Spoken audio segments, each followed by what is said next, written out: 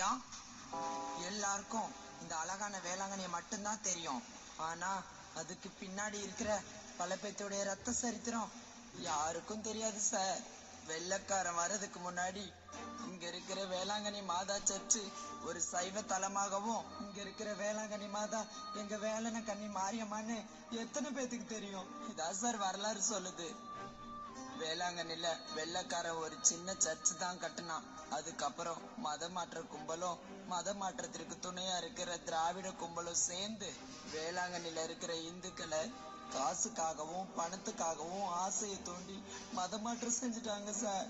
அது மட்டும் இல்லாம இந்து அறநிலைத்துறை கட்டுப்பாட்டுல போனதுக்கு பின்னாடி பராமரிப்பு இல்லாமலே பல கோயில்கள் சிதைஞ்சு போச்சு சார். அது பத்தாதுன்னு பல இந்துக்களோட இடத்தை எல்லாம் சட்டவிரோதமா அபகரிச்சு தியானபீடம் சர்ச்சுன்னு நிறைய கட்டிக்கிட்டாங்க சார். இப்ப வரைக்கும் இந்த ஆக்கிரமிப்பு வழக்கு கோர்ட்ல நிலுவையில இருக்கு சார். ஆனா இந்துக்களுக்கு நீதி மட்டும் கிடைக்கவே மாட்டேங்குது சார்.